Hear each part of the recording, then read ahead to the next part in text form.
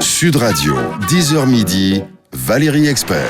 Avec vous sur Sud Radio jusqu'à midi et le vendredi, c'est Gérard Collard. C'est le petit bonbon du week-end. Le petit bonbon, vous êtes le petit voilà, bonbon c'est du ça. week-end. Oui, enfin le paquet. Et ben voilà, donc on va plein de choses à lire ce week-end parce que la télé, c'est bien, mais alors il faut lire et puis aller chez vos libraires. Ouais. Vous avez vu cette libraire qui se bat contre Amazon. Faut dire quand même, c'est incroyable, incroyable. Il y a Amazon qui s'installe, qui a installé juste en face de sa librairie une boîte pour déposer les trucs. Voilà. Il y a un moment, il y a un moment, comme dit Gérard. Il y a un moment. C'est pas possible. Allez, on commence par quoi ? Le baiser. On a le même livre ? Oui, on a le même livre. Je vous le laisse montrer parce que ça s'appelle le baiser de Sophie Brocasse. C'est paru chez Julliard. C'est un roman, comme il n'y en a pas beaucoup dans l'année, c'est un roman dans lequel on se plonge et on se laisse emporter par l'histoire. C'est à la fois un roman et un thriller parce qu'il y a un enjeu, il y a de l'art, il y a de tout dedans. C'est l'histoire. Il y a deux histoires parallèles. Il y a l'histoire d'une jeune fille. Il y a une jeune femme avocate. Voilà, qui est à notre époque. Et puis il y a une autre jeune femme qui s'appelle Tatiana, qui vit dans les années 1905 en Russie, fille d'aristocrate et tout. Son grand-père, c'est Tolstoï. Donc déjà, et le Tolstoï, pour les aristos, c'était quand même vraiment un révolutionnaire. Il aimait les pauvres, tout. Enfin, c'est une horreur. Donc on décide. Elle est complètement d'accord avec le grand-père. Donc la famille se dit, ça va pas être possible. Donc on va l'exfiltrer à Paris dans les années 1905-1910. Et elle se retrouve à Paris chez une tante très aristo, très conservatrice et tout. Et puis elle veut faire des études de médecine. Donc on lui dit, on l'autorise parce qu'on se dit pendant qu'elle va faire des études de médecine, elle va faire autre chose. Et puis elle se remettra dans le rang. Le problème, c'est que pas du tout. Elle va découvrir Paris et puis elle va tomber amoureuse d'un sculpteur qui va devenir hyper célèbre, qui à l'époque ne l'était pas, qui s'appelle Brancusi. Alors c'est la découverte de son corps, du sexe, tout. Enfin, elle devient une femme, comme on dit. C'est vraiment la passion. Lui, il l'aime aussi, mais c'est d'abord son art. Hein. Donc, on peut le dire, elle va se suicider. Donc, parce que ça commence ça commence de nos jours avec cette avocate qui croise dans un ascenseur le responsable des cimetières de Paris et qui lui remet une enveloppe. Oui, et dans cette enveloppe, on se rend compte que sur la tombe de cette jeune femme, Brancusi a fait une statue, il a posé une statue, et les héritiers de cette jeune femme veulent récupérer, parce que ça vaut une fortune, bien sûr. La statue de Brancusi. Or, le monsieur du cimetière de Paris et la ville de Paris sont absolument pas d'accord. Montparnasse sont absolument pas d'accord. Donc, ils vont employer cette avocate pour s'opposer aux héritiers. Alors là, va commencer. C'est génial parce qu'il y a le parallèle entre ces deux femmes, parce qu'elle est un peu coincée. Elle est un peu coincée. C'est une avocate sérieuse qui sa vie est très cadrée. Elle est ambitieuse sans trop. Enfin voilà.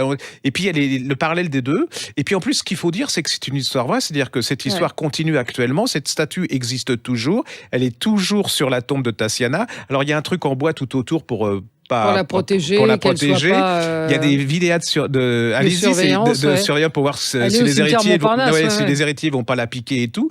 C'est une fois que vous êtes dedans, c'est exactement ça que vous dites. Vous ne lâchez plus. C'est vraiment. Il y a tout dedans. Vous avez de l'histoire, de l'art. Ça vous parle de Brancusi, ça vous parle de ces exilés russes à Paris au début du siècle, et puis aujourd'hui de cette jeune femme qui va être dans un combat pour sauver. C'est comme la couverture. Moi, je trouve que la couverture, ça annonce bien.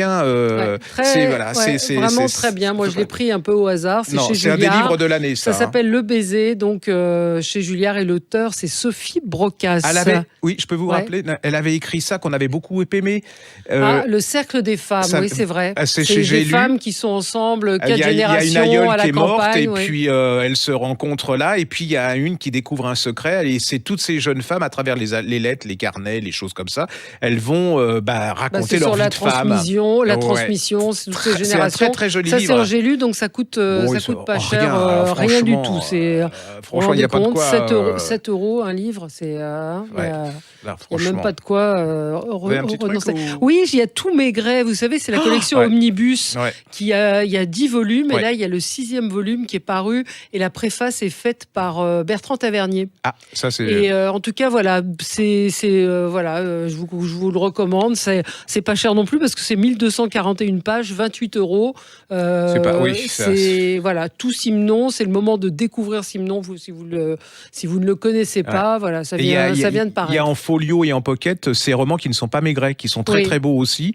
Alors c'est complètement autre chose, mais là on voit que c'est un excellentissime écrivain. Un grand écrivain. Un petit polar. Alors c'est un suspense plutôt qu'un polar. Enfin c'est L'erreur. J'ai l'impression que c'est toujours les mêmes couvertures. On est à la radio, mais cette couverture-là, j'ai l'impression de l'avoir vue 200 fois. Alors l'erreur, c'est très simple. C'est une jeune femme qui rêve depuis des années d'avoir un enfant. Elle trouve l'homme de sa vie et puis décide d'avoir un enfant.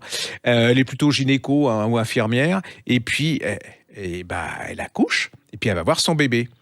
Et là, elle le trouve laid, moche. Elle dit, c'est pas possible que moi qui suis belle, lui qui soit beau, que j'ai fait une horreur pareille.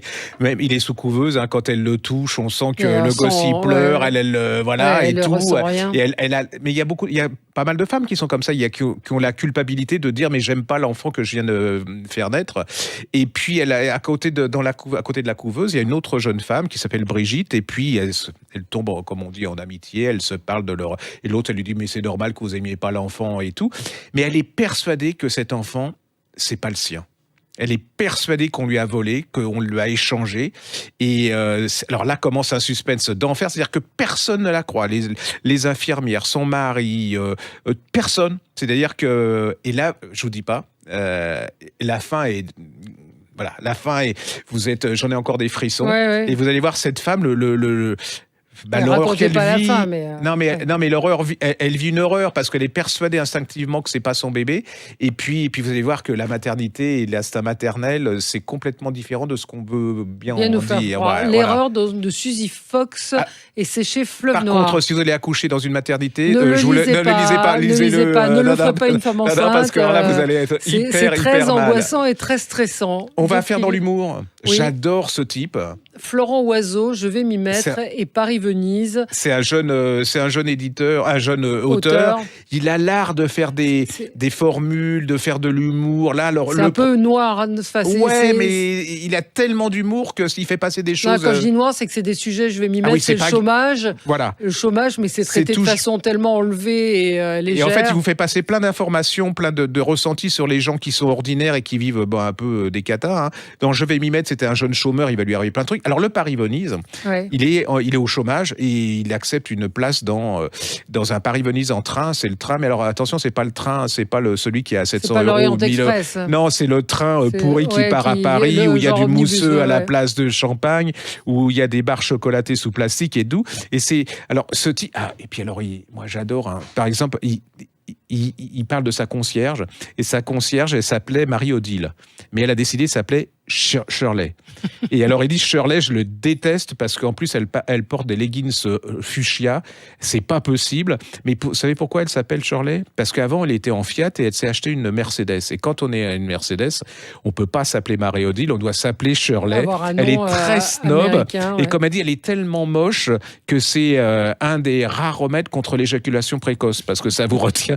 Il y a plein de choses comme ça. Alors je rigole là-dessus, mais en fin de compte, dans ce train, il vous décrit tous ces émigrants, ces migrants qui se cachent, ils prennent même des gens très simples qui n'ont pas de fric, c'est vraiment notre époque. Beaucoup d'humour, des éclats de rire quand on et c'est lit, un excellent écrivain qui joue avec les mots. C'est-à-dire qu'il vous fait découvrir notre société, les coulisses de notre société, mais avec légèreté, mais c'est très profond à travers sa légèreté. Allez-y, c'est un type à découvrir. C'est pas cher en plus, ça. C'est 2 petits livres de poche. Vous partez avec ça, vous allez passer un super bon moment. Moi, je suis en train de lire le livre de Philippe Val. Alors, je me disais 850 pages.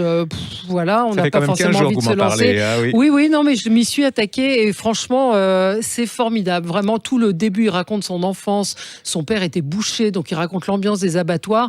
Il réussit un portrait, c'est son portrait, donc il a un narrateur qui est à la 3e personne, c'est son portrait, et c'est très touchant. Alors j'en ai lu 150 pages, mais voilà. Ça y est, c'est parti. C'est parti, et je trouve qu'on est, donc c'est aux éditions de l'Observatoire, ça s'appelle Tu seras clochard comme ton Zola, puisque c'est ce que son père lui disait, parce qu'il était un peu particulier, il adorait la musique, il écoutait Trenet, Ferré, enfin des choses qui n'étaient pas trop de son âge, et ça l'a aidé à passer cette enfance qui était compliquée. compliqué parce que ses parents ont divorcé, il avait une belle-mère qui ne l'aimait pas. Il raconte des scènes, mais c'est vraiment, c'est très, très bon écrivain. C'est très bon portraitiste. Voilà. On peut faire un coucou à Karl Lagerfeld parce que ça m'avait fasciné, cet homme. C'était les livres, c'était un... 10 000, je ne sais plus combien, 70 000 livres. C'était incroyable. J'avais vu des vidéos de sa maison avec un espèce d'entassement de livres incroyable. Et là, c'est carrément, je me suis dit, je suis un tout petit lecteur. C'était un fou de livres avec un classement très particulier. Et puis, c'était quelqu'un d'éminemment sympathique. Oui, contrairement à l'image que... Absolument. Et puis, moi, il avait des phrases comme, par exemple, il y avait une grande couture, une grande styliste, je ne sais pas comment on appelle ça, qui disait, moi, mes robes ne sont portées que par des femmes intelligentes. Et il dit, bah oui, ça c'est vrai parce que vous avez fait faillite depuis. Et il y a plein de choses comme ça. J'adorais je trouve que ce type, il donnait du goût et de la couleur à la vie. Alors, on peut en penser ce qu'on veut au niveau du couturier, de l'argent et tout. Enfin, moi, je trouve que ça fait partie de ces personnages qui donnent de la personnalité à notre société. Allez, à suivre, de quoi on parle ? Voilà, alors ça, c'est... moi, j'ai adoré. Lectio Letalis de Laurent Philippert chez Belfond. Voilà. Alors, c'est l'histoire... Alors, ça commence... c'est un jeune assistant. C'est un jeune type. Hein. Il devient assistant dans un éditeur. Pour lui, c'est la réussite. Hein. Mais l'éditeur lui donne un livre en lui disant, bah, tu revois, tu refais, tu retranscris tout ça, tu recorriges s'il faut. Il est super content et tout d'un coup, il se suicide. Pourquoi se suicide-t-il ? Le problème, c'est que ça fait le 3e qui se suicide dans la même boîte d'édition. Et là commence un livre, c'est le livre qui tue. Vous savez, c'est un peu comme Umberto Eco. Et là va commencer. Alors il y a un moment, il y a un personnage de femme, Anna, qui est absolument incroyable. Il y a une secte qui emploie les oiseaux à tuer les gens. Ah oui, c'est un suspense. Et vous demandez, il y a un flic qui est complètement obsédé, enfin, qui est complètement plein de failles, qui lâche rien. Et vous rentrez dans un truc, alors franchement, le truc ésotérique, c'est pas mon... policier, il est officier de police, l'écrivain. Ben oui, ça se ressent, hein, parce que de la façon dont il décrit les policiers et tout. Et moi, le truc ésotérique, je suis pas très fantaisie. Et là, je suis rentré complètement dedans. Et jusqu'à la fin, vous lâchez pas. Lectio Letalis. Moi, ça me faisait penser à du lait, mais c'est pas ça du tout. Et il y a un manuscrit, vous êtes en plein dans les livres, c'est génial. Laurent Philippe Paris, donc Philippe Paris, avec 2 P, c'est chez Belfond. Donc, allez-y, vous allez passer un bon moment. Bon polar. Merci Gérard, j'espère qu'on vous a donné plein d'idées pour lire. Et puis on est avec la libraire d'Épinal qui se bat contre Amazon, puisque la SNCF, vous vous rendez compte, la SNCF l'a autorisé à mettre des casiers, je le disais en début d'émission. Donc on est avec vous et Isabelle Collin, et il faut se battre et aller acheter vos livres chez elle en libraires. Plus, allez-y, soutenez-la. Merci, on se retrouve nous dans quelques instants. Sud Radio, 10h midi, Valérie Expert.